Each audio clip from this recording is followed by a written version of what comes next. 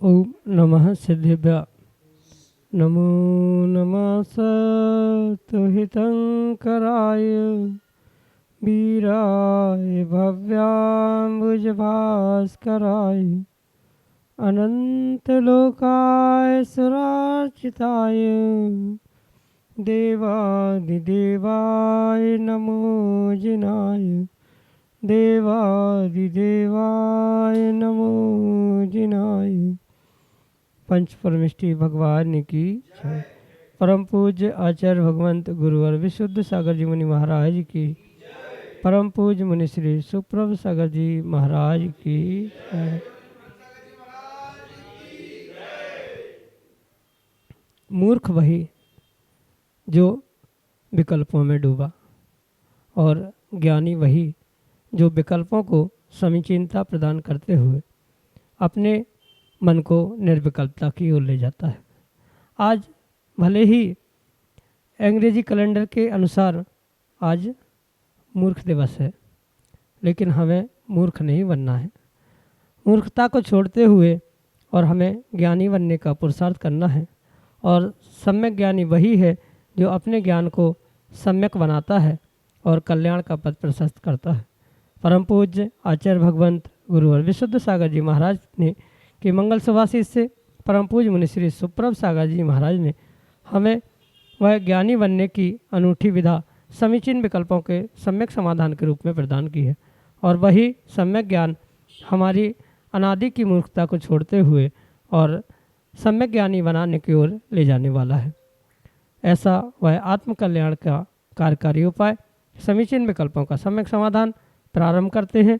और आज के पहले विकल्प के लिए आष्टा मध्य प्रदेश से डॉक्टर मगन जैन, श्रीमती चंदा जैन परम पूज्य मुनि श्री के श्री चरणों में बारंबार नमोस्तु निवेदित करते हुए अपना समीचीन विकल्प रख रहे हैं कि महाराज जी इंद्रिय विषयों की लोलुपता और कषायों की गाढ़ता हमारे शुभ उपयोग को कैसे दूषित करती है और हम इससे कैसे बचें। हमारे समीचीन विकल्प का सम्यक समाधान करने की अनुकंपा करें। नमोस्तु महाराज जी, नमोस्तु। ओम नमः सिद्धम। परम पूज्य आचार्य भगवान गुरुवर विशुद्ध सागर जी महाराज की,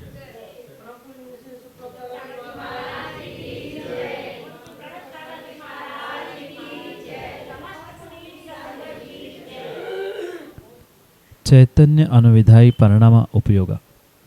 जो चैतन्य के अनुविधायी परिणाम है उसे ही आचार्य भगवंतों ने उपयोग कहा। और उस उपयोग को तीन विभागों से, निमित्तों के निमित्त से या उस पर पदार्थ के या स्व पदार्थ के निमित्त से तीन प्रकारों में विभाजित किया। शुभोपयोग, अशुभोपयोग और शुद्धोपयोग की अपेक्षा से ये तीन प्रकार के हुआ करते हैं। जहाँ मात्र शुद्ध द्रव्य की ही उपयोगिता लीनता होती है वह शुद्धोपयोग होता है। जहाँ शुभ द्रव्य, शुभ वस्तु, शुभ गेय उपयोग में लिया जाता है वह शुभोपयोग होता है। और जहाँ अशुभ गेय, विषय, इंद्रिय कषाय आदि आदि के निमित्त से जब बनते हैं तब वह अशुभ उपयोग कहा जाता है। जब ये तीनों परिभाषाएं समझ में आती है तो स्वाभाविक रूप से ही इंद्रिय विषयों की लोलुपता, कषायों की गाढ़ता शुभोपयोग में किस प्रकार से दूषण लगाती है ये शायद समझ में आ सकता है। क्योंकि इंद्रियों के विषय और कषायों के निमित्त से जीव सतत अशुभ उपयोग को ही प्राप्त करता है। जहाँ इंद्रिय विषय और कषायों को ग्रहण किया जाता है वह पूर्ण रूप से अशुभ ही माना जाता है। वह किसी भी प्रकार से शुभ या शुद्ध हो ही नहीं सकते। और उनको लेकर जब भी जीव का ज्ञानोपयोग दर्शनोपयोग चलता रहेगा वह पूर्ण रूप से अशुभ उपयोग होगा। माना कि कोई जीव शुभ उपयोग में लीन है, सच्चे देवशास्त्र गुरु की भक्ति में लीन है, उसके निमित्त से उसके उस उपयोग को हम शुभ उपयोग कथनचित कह सकते हैं। पर उस कार्य करते समय किंचित भी थोड़ा सा भी अगर इंद्रियों के विषयों में और कषायों में परिणति जाती है तो वह शुभोपयोग के लिए दूषण लगाने वाला ही निमित्त बनती है। क्योंकि स्पष्ट रूप से ये परिभाषा से ही सिद्ध होता है कि शुभोपयोग क्या है, अशुभोपयोग क्या है, उसके अंतरों से ही हम इसके दूषण को और विशेषता को प्राप्त कर सकते।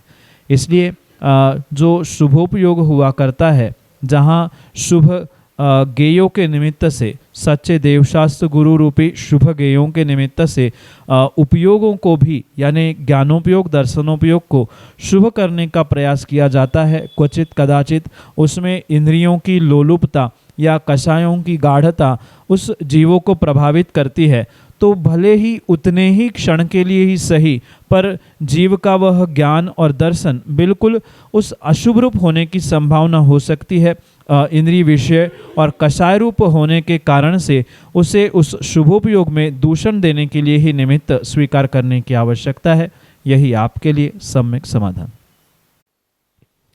कार्तिक जैन, सागर, मध्य प्रदेश से महाराज श्री के चरणों में बारंबार नमोस्तु निवेदित करते हुए अपना समीचीन प्रश्न रख रहे हैं कि महाराज जी, विधान हम क्यों करते हैं, विधान करने का क्या तात्पर्य है? क्योंकि पंच कल्याणक तो फिर भी समझ में आता है कि वहाँ पर भगवान के 5 कल्याणक संपन्न होते हैं, लेकिन विधान करने का क्या औचित्य है? हमारे समीचीन विकल्प का सम्यक समाधान करने की अनुकंपा करें। नमोस्तु महाराज जी, नमोस्तु।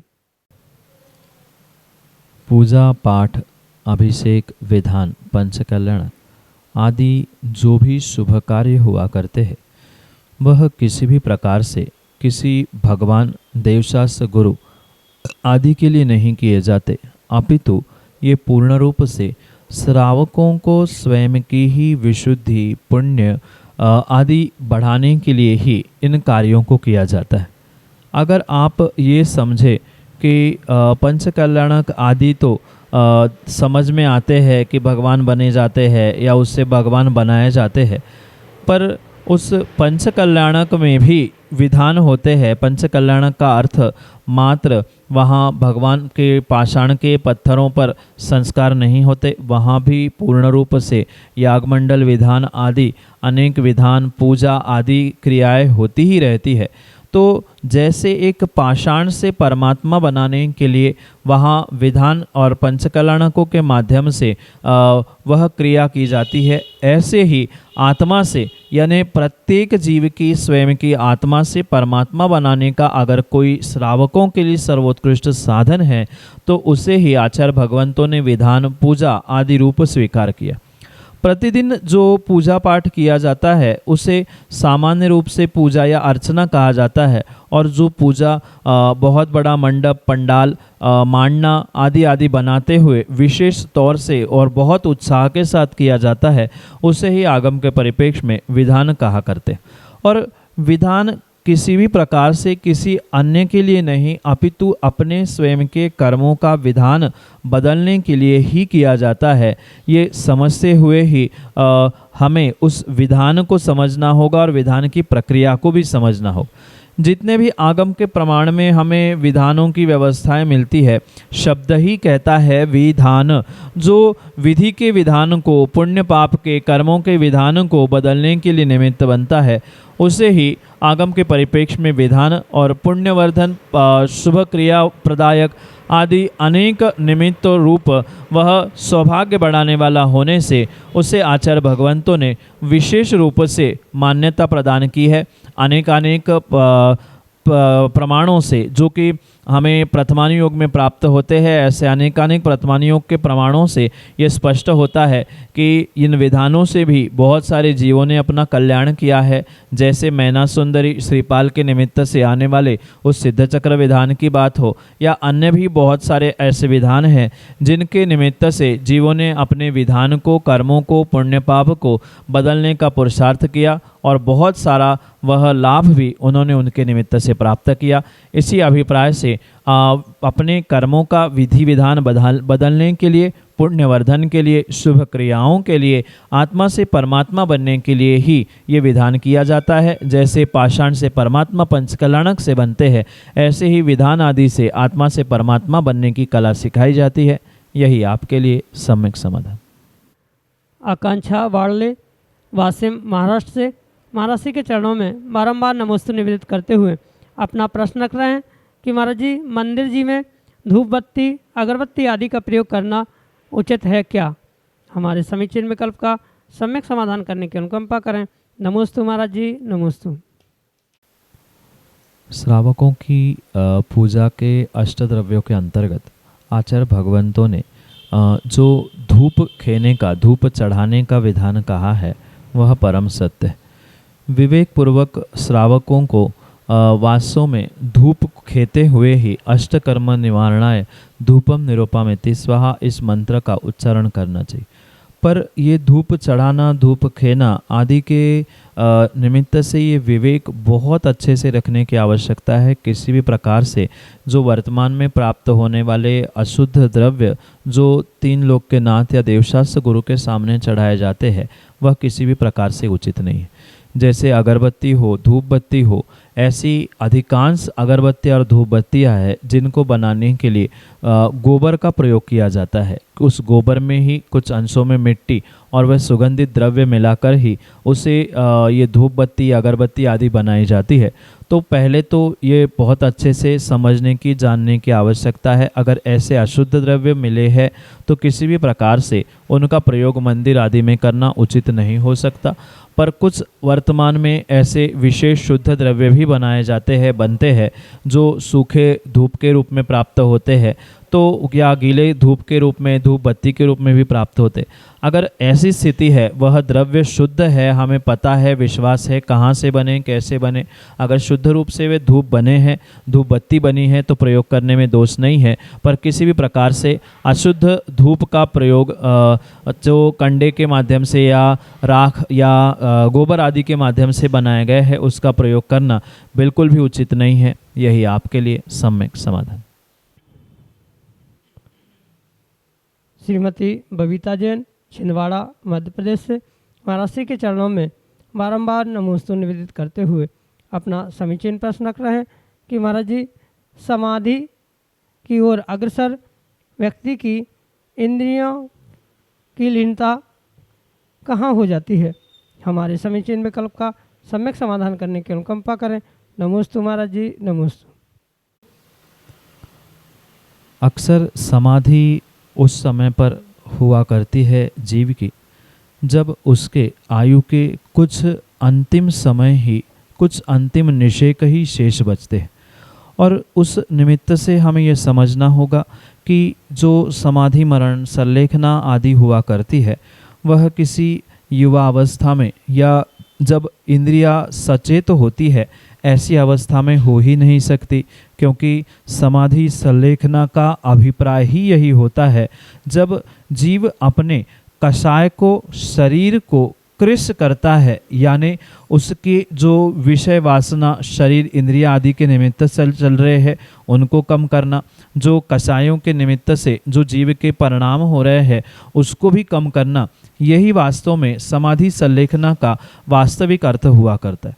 इसलिए ऐसे समाधि संलेखना के समय में जो इंद्रिया होती है, अगर सचेत होते हुए जीव उस इंद्रियों को कंट्रोल करते हुए, उसका दमन करते हुए कुछ समझने का और वास्तविकता में उस संलेखना को प्राप्त करने का प्रयास करता है, तो उस समय पर इंद्रिया वही होने पर भी उन इंद्रियों के प्रति उनका राग, ममत्व, उपयोग ना जाने के कारण से वह इंद्रिया उस समय पर संलेखना करने वाले को या समाधि प्राप्त करने वाले को सताती नहीं है।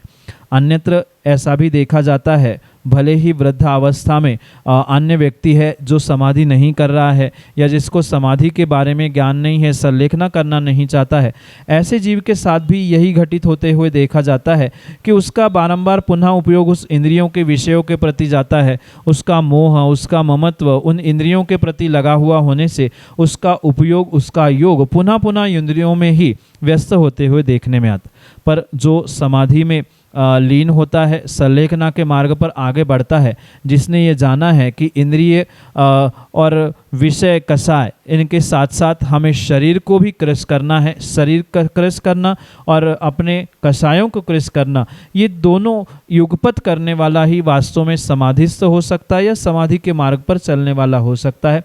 ऐसे समय पर इंद्रिया भले ही उस जीव के साथ होती है, पर इंद्रियों के प्रति जो उनकी परिणति उपयोग हुआ करता है, वह भाव उपयोग उनका वहाँ ना होने के कारण से उस योग का यानी मन वचन काय का परिणमन होने पर भी उनका उपयोग वहाँ नहीं होता है, लब्धि वहाँ नहीं होती है। इसी कारण से वह इंद्रिया वही होते हुए भी वह इंद्रियों की परिणति में लीन ना होने से ऐसा लगता है कि शायद इंद्रिया नहीं है, क्या सुनाई नहीं दे रहा है क्या, ऐसा क्वचित कदाचित होता है।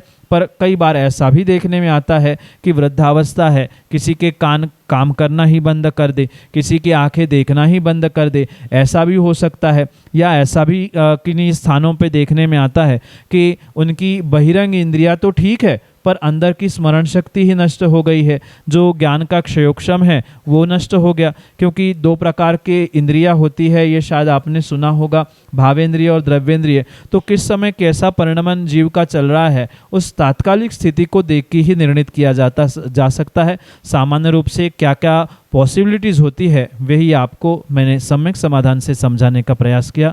यही आपके लिए सम्यक समाधान। जबलपुर मध्य प्रदेश से सुप्रभ जैन महाराज श्री के चरणों में नमोस्तु निवेदित करते हुए अपना समीचीन प्रश्न रख रहे हैं कि महाराज जी, आहार के निमित्त से हम जो सामग्री किसी चौके में ले जाते हैं और वह सामग्री साधु जी नहीं लेते हैं, तो उस सामग्री का क्या करना चाहिए? क्या वापस लाना उचित है? हमारे समीचीन विकल्प का सम्यक समाधान करने की अनुकंपा करें। नमोस्तु महाराज जी, नमोस्तु। श्रावक को दान करने का जो कर्तव्य कहा है, उस कर्तव्य के निमित्त से श्रावक का वास्तव में यही कार्य होता है कि वह स्वयं के द्रव्य को ही ले जाकर मुनिराजों के लिए आहार के निमित्त से या आहारचर्या में, आहार दान में प्रदान करे। क्योंकि जब तक स्वयं का द्रव्य वहाँ नहीं लगा है, तब तक आपको आहार दान का पुण्य नहीं लग सकता है। भले ही किसी के नगर में, किसी के घर में जाकर आपने आहार दिया है, आपको उसके वैयावृत्ति का यानी साधु की सेवा का, आहार दान की अनुमोदना का तो पुण्य लगता है, पर साक्षात आहार दान का पुण्य आप स्वयं के द्रव्य को वहाँ ले जाकर उनके आहारचर्या में चलाने से ही आपको उस आहारचर्या का या आहार दान का विशेष फल मिल सकता है। पर ये भी ध्यान रखने की आवश्यकता है कि आहार दान की इस प्रक्रिया में आप कितना विवेकपूर्वक उस आहार को या सामग्री को ले जा रहे हैं, ये भी वहाँ समझने की आवश्यकता है। क्योंकि चलित पदार्थ आदि अनेक दोष मुनिराजों को इस आहारचर्या के निमित्त से लग सकते हैं। तो श्रावक को विवेकपूर्वक कौन सी सामग्री प्रासुक है, जिसको एक स्थान से दूसरे स्थान पर ले जाने पर दोष नहीं लगता, ये विवेक रखते हुए ही स्वयं की सामग्री ले जाकर मुनिराज की अंजलि में स्वयं के ही हाथों से रखने से ही वह विशेष पुण्य मिलता।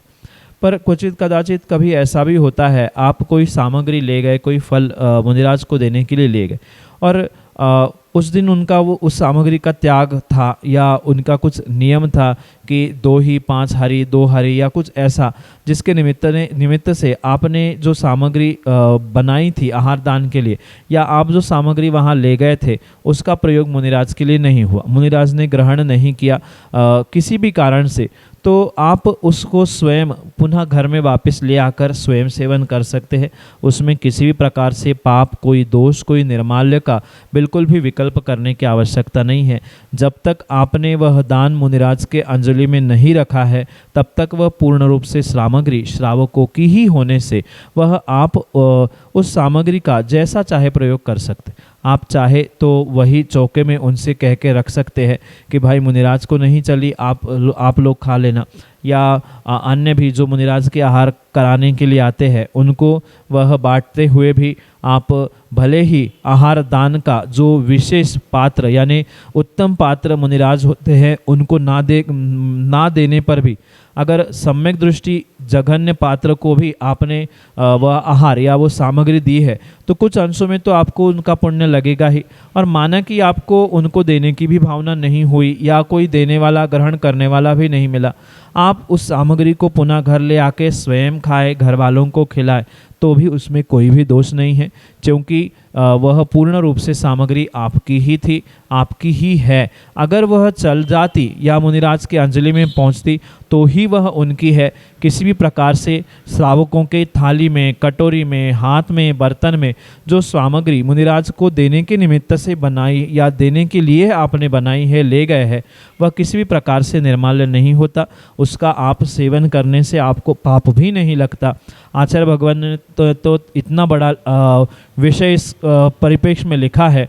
कुंद भगवान कहते हैं कि जो ऐसे मुनिराज के आहार के बाद यानी जिस कटोरी से, जिस सामग्री से वह जो द्रव्य चली है और बची हुई जो सामग्री है, जिस कटोरी से या जिस बर्तन से वह सामग्री मुनिराज को चली है, बची हुई वह सामग्री भी आपके लिए सातिशय पुण्य देने का निमित्त हो सकती है। फिर तो आप अच्छे भावों से उस द्रव्य को ले गए थे, भले ही मुनिराज उसे ग्रहण नहीं कर रहे हैं, आप स्वयं का द्रव्य होने से सेवन कर सकते हैं। और माना कि आहार चलाने के बाद पूरी कटोरी तो खाली होती नहीं, पूरे द्रव्य या जो सामग्री आप ले गए थे वह समाप्त नहीं हुई, बची हुई सामग्री या नहीं चली हुई भी सामग्री आप पुनः घर में आकर सेवन करते हैं तो वह सातिशय पुण्य का ही निमित्त बनती है। ऐसा कहा जाता है कि ऐसे द्रव्य को यानी जो मुनिराज को देने के बाद बचा हुआ श्रावक का कटोरी, बर्तन आदि में द्रव्य है, वह उसके लिए सातिशय पुण्य रूपी स्वर्ग आदि की संपदा को देने के लिए निमित्त हो सकता है। वह इसलिए आप किसी भी प्रकार का विकल्प ना करें। बची हुई सामग्री या नहीं चली हुई सामग्री आप स्वयं की होने से उसे पुण्य मानते हुए, सौभाग्य मानते हुए ग्रहण करें। यही आपके लिए सम्यक समाधान। प्रांजल जैन, पुणे महाराष्ट्र से, महाराज जी के चरणों में नमोस्तु करते हुए कह रहे हैं कि महाराज जी, हम जॉब के कारण महीनों शहर से बाहर रहते हैं, जिस कारण मंदिर, पूजा, विधान आदि नहीं कर पाते, तो हम धर्म कैसे करें? हमारे समीचीन विकल्प का सम्यक समाधान करते हुए हमारा मार्गदर्शन करने की अनुकंपा करें। नमोस्तु महाराज जी, नमोस्तु। धर्म का मतलब मात्र मंदिर में जाकर पूजा विधान करना इतना ही नहीं, अपितु हम धर्म घर में जहाँ रहते हैं वहाँ भी बैठे बैठे कर सकते। ये जीवों की विपरीतता या विपरीत मान्यता है, जिसके कारण से उनकी ये सोच बनती है कि मंदिर पहुँचने से या मात्र दान देने से, पूजा आदि आदि करने से, बहुत बड़े बड़े विधान आयोजन करने से ही पुण्य लगता है, धर्म की प्राप्ति होती है, धर्म कहा जाता है। ऐसा किंचित भी नहीं है। धर्म वास्तव में अहिंसा रूपी ही हुआ करता है, और उस अहिंसा का, दया का पालन आप जहाँ बैठे कर रहे हैं, नौकरी कर रहे हैं, उस ऑफिस में व्यापार कर रहे हैं, उस दुकान में घर गृहस्थी चला रहे हैं, उस घर परिवार में भी आप विवेक पूर्वक अगर उस हिंसा से बचने का पुरुषार्थ कर रहे हैं, दया करुणा से युक्त होकर कार्य कर रहे हैं, तो कुछ अंशों में धर्म आपने वैसे ही कर लिया। साथ में अगर मंदिर का या भगवान की कुछ ऐसी विशेष क्रिया करने का ही आपको राग है, तो भले ही आप मंदिर में नहीं पहुंच पा रहे हैं, प्रत्यक्ष देवशास्त्र गुरु के दर्शन भी आपको कई दिनों तक नहीं भी हो पा रहे हैं, पर परोक्ष रूप से आप उनका जाप स्मरण करते हुए, ध्यान आदि करते हुए आप ये कार्य धर्म का अवश्य ही कर सकते। जैसे बाकी कोई मंत्र पता हो ना हो, पर कम से कम नमोकार मंत्र की दिन में 1, 2, 4 जितनी जैसी समय की अनुकूलता है, उस अनुकूलता के अनुसार अगर आप जाप कर रहे हैं, तो जहां आप गांव छोड़कर बाहर या बड़े शहरों में भी रह रहे हैं, तो वहाँ भी आप नियम से धर्म कर सकते हैं। धर्म के मायने मात्र पूजा विधान नहीं है। जाप करना, ध्यान करना बहुत श्रेष्ठ तप धर्म जो आचार्य भगवंतों ने कहा है उसका नाम स्वाध्याय है। स्वाध्याय के माध्यम से भी आप कर्मों के निर्जरा करने वाले धर्म को प्राप्त कर सकते हैं। साथ में आप कुछ समय मौन लेते हुए जितनी शक्ति है उस शक्ति के अनुसार कुछ अंशों में आप त्याग करते हुए, मतलब आपको पता है अब घर पहुंचने के बाद रात में भले ही आप 11-12 बजे पहुंच रहे हैं और उसके बाद पता है कि 6 बजे तक सोना ही है, तो रात में सोते समय तक का आप भोजन का त्याग कर सकते हैं, कुछ सामग्री का त्याग कर सकते हैं, आदि अनेक प्रकार से आप धर्म कर सकते हैं। जरूरी नहीं है कि पूजा पाठ विधान करने से ही मंदिर में धर्म होता है। आप जहाँ रहते हैं वहाँ आप जाप, स्वाध्याय, मौन से रहना, कुछ समय तक भोजन का, या जब हमें अनुकूलता लग रही है कुछ सामग्री का त्याग कर लेना, अष्टमी चतुर्दशी अगर याद रह सकता है या कुछ कर सकते थे, इन दिनों में भी आप कुछ विशेष त्याग तपस्या करते हुए कार्य कर सकते हैं। ये भी धर्म के ही कोटि में आएगा। और सबसे बड़ा धर्म तो दया, करुणा और अहिंसा है। उसका पालन तो हम जब चाहे जहाँ चाहे कर सकते हैं। उसका आप भी पालन अन्यत्र कहीं रहते हुए, घर से बाहर रहते हुए भी कर सकते हैं। यही आपके लिए सम्यक समाधान।